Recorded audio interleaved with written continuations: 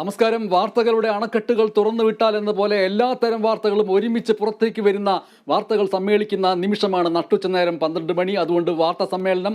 പ്രധാന വാർത്തകൾ. പോളിംഗിന് പിന്നാലെ പുതുപ്പള്ളിയിൽ ആരോപണ പ്രത്യാരോപണവുമായി മുന്നണികൾ. വോട്ട് ചെയ്യാനെത്തിയവരെ തടയാൻ സംഘടിത ശ്രമം നടന്നുവെന്ന് ചാണ്ടി ഉമ്മൻ.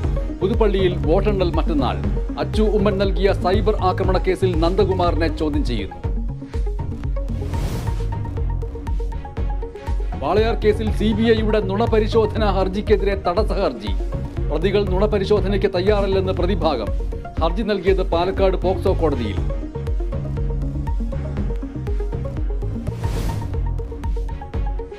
സനാതന ധർമ്മ വിവാദ പരാമർശത്തിൽ ഉദയനിധിക്കെതിരെ കേസെടുത്ത് UP പോലീസ്. മാപ്പ് പറയില്ലെന്ന് ആവർത്തിച്ച് ഉദയനിധി സ്റ്റാലിൻ.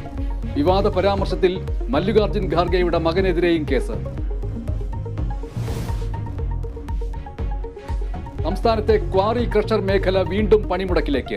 സമരം ഖനന മേഖലയിലെ പിഴ കുടിശ്ശിക അദാലത്തിൽ പ്രതിഷേധിച്ച്. ഉത്തരവ് അശാസ്ത്രീയമെന്ന് ക്വാറി ഉടമകൾ. സമര പ്രഖ്യാപന കൺവെൻഷൻ ഉച്ചകഴിഞ്ഞ് തൃശൂരിൽ. US ഓപ്പൺ പുരുഷ സിംഗിൾസിൽ ജോക്കോവിച്ചും ബെൻ ഷെൽട്ടനും സെമിയിൽ. വനിതാ സിംഗിൾ സെമിയിൽ കൊക്കോ ഗൌഫ് കരോലിന മുച്ചോവ പോരാട്ടം. പുരുഷ ഡബിൾസിൽ രോഹൻ ബൊപ്പണ്ണ സഖ്യം സെമിയിൽ. ഏഷ്യ കപ്പ് ക്രിക്കറ്റിൽ സൂപ്പർ 4 മത്സരങ്ങൾക്ക് ഇന്ന് ആരംഭം.